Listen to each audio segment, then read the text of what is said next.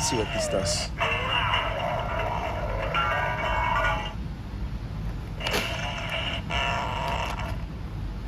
Did that one sound like a fart? Hey guys, Ken here from the Retro Toys Page channel in Malaysia. I've seen a couple of videos online about Ghostbusters toys failing to take off at retail internationally, and I decided to check out the situation in my local Toys R Us with the figures that came out last year to coincide with the Ghostbusters Afterlife movie. And you know what? Almost everything seems to still be here. Yep, still right here. Now, to be fair, these particular Fright Features Ghostbusters figures are closer to that of the Kenner toys from the 80s and could have existed without the movie. So, if you watched the Ghostbusters movie and you came out looking for toys from the film, these wouldn't be it. So, I guess that sort of led to some sort of a brand detachment because people didn't really know what to do with this. These are supposed to be made for, I suppose, the fans that grew up on the Kenner toys from the 80s and the real Ghostbusters cartoon. And they didn't seem to turn up for these new toys, which is a shame because the toys themselves are pretty fantastic. I gotta say that these are really nice updates. You get accessory ghosts that are actually from the movie, like the Terror Dog here. This is pretty sweet, all right? And you also get, the iconic characters, right, that you grew up with from the cartoon. Winston here comes with something that looks like a cupcake, a demon cupcake, I suppose. It sort of like just explodes into something like a monster. He also gets one that's supposed to be Slimer. All right, so yeah, same figure, but with two different ghost accessories. That's pretty cool. What do you think about that? But still, apparently, they didn't turn up for these figures, not even for Slimer. All right, so yeah, the figures themselves are well rendered. You've got Ray here, in fact, they all have the same figure bodies. So Ray actually doesn't have a paunch, okay? He doesn't have a tummy because they're all reusing the same figure molds. But these are well done, I have to say. Do we also have, yeah, Egon. Egon's right there, okay?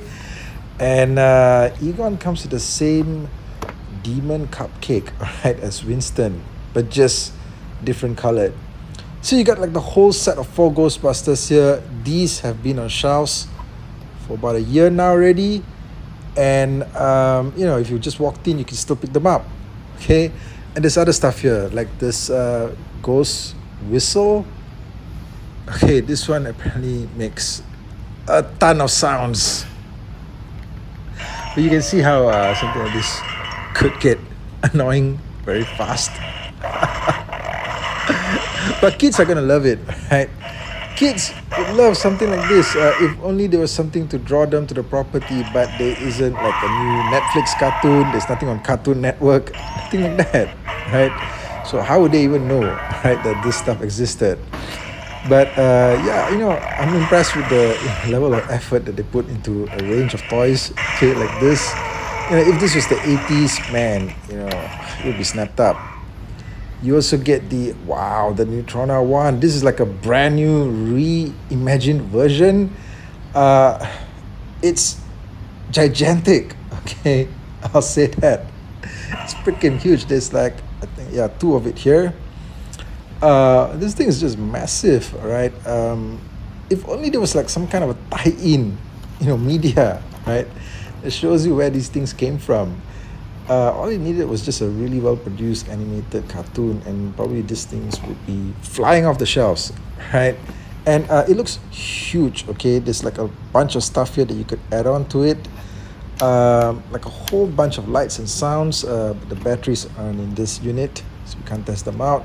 This thing sort of reminds me of those Star Wars battle blades, those kid-friendly lightsabers. Remember Hasbro was doing them, where you could sort of like detach them and form different configurations.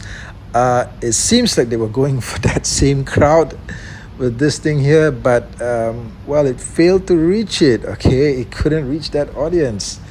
And this thing appeared to have something of a lot of potential going for it, but it's just a shame, okay, right? It just couldn't reach that audience, and that's why you still find minted box units on shelves after about a year, just lying around here, right?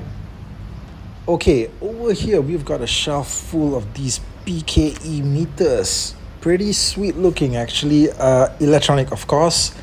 And I gotta say, okay, if you came out of that movie theater in 1984, or hell, even 1989, okay, that's Ghostbusters 2, the one that I actually saw in theaters. You saw these in stores. I mean, I can't help but feel that you just want to pick them up. But these are just lying here, all right? And they actually function pretty much the same way that the PKE meter is supposed to in the movie. Look at this. If there was batteries in here, we could probably see a light up display. I think it's just a damn shame, guys, okay, that these are just hanging around here. It's making me wonder where the Ghostbusters fans, okay, or were they ever really into the merchandising? Probably not here in Malaysia, but from the clips I've seen online, probably not in most other countries as well, okay? Now, in case you're wondering, I did pick up a set of these Fright Features Ghostbusters figures because I do collect the Kenner Real Ghostbusters, and these fit in real well with that series.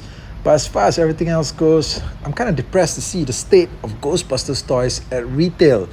Let me know your thoughts in the comment section below, and I'll catch you guys again real soon with more content. Take care out there.